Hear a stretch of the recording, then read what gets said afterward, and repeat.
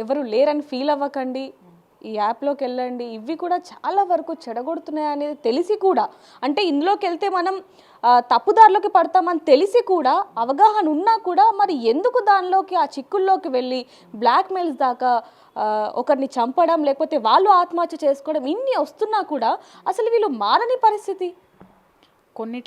కొన్నిటిని ప్రభుత్వాలు కంట్రోల్ చేయాలి. శాసనాలు ఎందుకు రాశారమ్మా? రూల్స్ ఎందుకు ఉన్నాయమ్మా?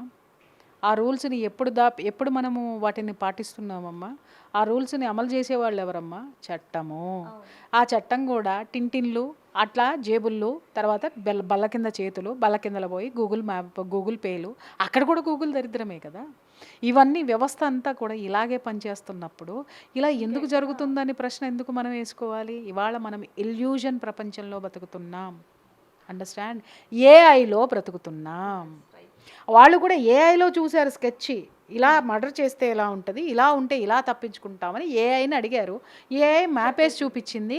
కాకపోతే ఏంటంటే శుభం కార్డు వీళ్ళు చూడలే, ఏఐని అది అడగల. ఒకవేళ మేము ఎలా పట్టుబడతాం అని కూడా అడిగుంటున్నట్టయితే ఏఐ చక్కగా చూపించుండేది. అంటే వీళ్ళకి ఎంతవరకు కావాలో అంతవరకే చూసుకున్నారు, ఎందుకంటే వీళ్ళ జ్ఞానం అక్కడే ఉంది కాబట్టి. చట్టం అనేటటువంటి విషయాన్ని మర్చిపోయి ఉన్నారు. ఎందుకు సమాజం ఇలా తయారవుతుంది అని అంటే, నువ్వెలా ఉన్నావు, నీ సంరక్షణ ఏంటి, నీ రక్షణ ఏంటో నువ్వు ఎప్పుడో మర్చిపోయావు. నువ్వు ఇంకొకళ్ళ చేతుల్లోకి వెళ్ళిపోయావు.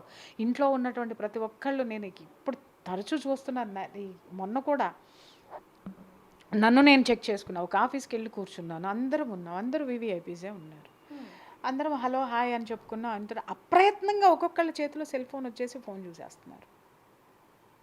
నాకు ఇమ్మీడియట్గా ఆ సీన్ చూసిన తర్వాత ఒక 10-15 ఏళ్ళు వెనక్కి వెళ్ళాను.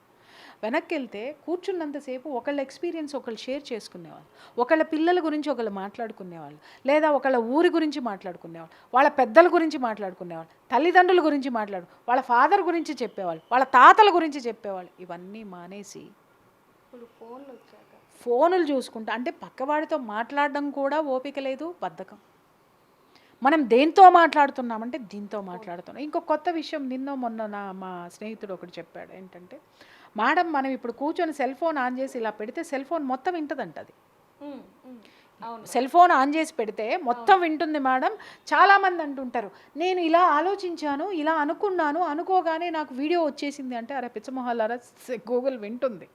విని ఆల్గరిథము తీసుకొని దాన్ని ఆ వీడియోని నీకు పంపిస్తుంది. అంటే సీక్రెట్లు ఏం లేవు మన జీవితంలో.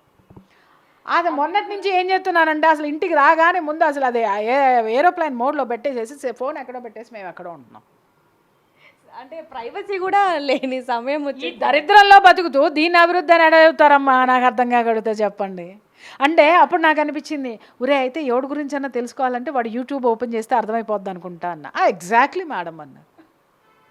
వాడి దరిద్రాలన్నీ దాంట్లో, వాడి కాన్సెప్ట్లన్నీ దాంట్లో కనిపించేస్తాయి. సో ఇంత ప్రమాదకరమైనటువంటి పరిస్థితుల్లో మనం ఉన్నాం తల్లి.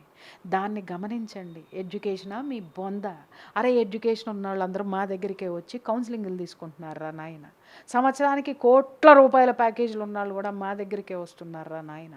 ఆ డిప్రెషన్లు, వాడు తొక్కిన అడుసు తొక్కనేలా కాలు కడగనేలా అన్నట్టుగా వాళ్ళు చేసినటువంటి తప్పులు. ఇప్పుడు మీరన్నారు కదా సాయంకాలం ఫ్రెండ్సు, దీంట్లో ఫ్రెండ్సు, స్కిన్ బిజినెస్ జరుగుతుంది ఇప్పుడు. గూగుల్లో జరిగే బిజినెస్ ఏంటమ్మా? Skin business. ఆ స్కిన్ బిజినెస్కి అందరు అట్రాక్ట్ అవుతున్నారు. నా దగ్గరికి ఒక కేసు, నేను కొన్ని కేసులు ఆశ్చర్యపోతారు, ఒరే నాయన ఎందుకు నువ్వు ఇట్లా ఏంటి ఇల్లీగల్ రిలేషన్షిప్స్ పెట్టుకున్నావనంటే, మేడం నా చుట్టూ ఉన్న వాళ్ళందరూ కూడా అదే ఉన్నారు మేడం, అదే నిజం అనుకుని నేను కూడా పెట్టుకున్నాను.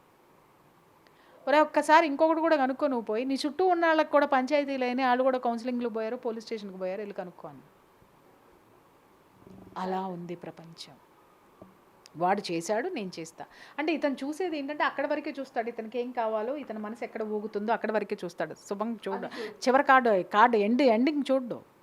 చూసుంటే ఈ విధంగా అసలు ఆలోచించే వాళ్ళు కూడా కాదు. చెప్పాడు ఇంకొకడు, ఎందుకంటే నేను ఒక్కడనే పోలీస్ స్టేషన్కి వెళ్ళాలా, ఈడు కూడా పోతే నాతో సమానంగా ఉంటాడు. గిల్ట్ పోద్ది కదా నా మనసులో.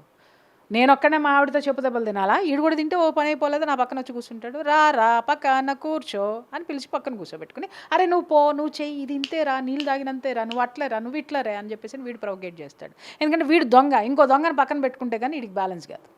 అంటే మనం బాగుపడకపోయినా పర్లేదు కానీ మనం చెడిపోయినా పర్లేదు కానీ పక్కోడు మాత్రం బాగుపడకూడదు అసలు. అంటే మనతో పాటు పక్కను కూడా చెడగొట్టేసి పక్కన పెట్టుకుంటే మనం మంచోళం అవుతాం.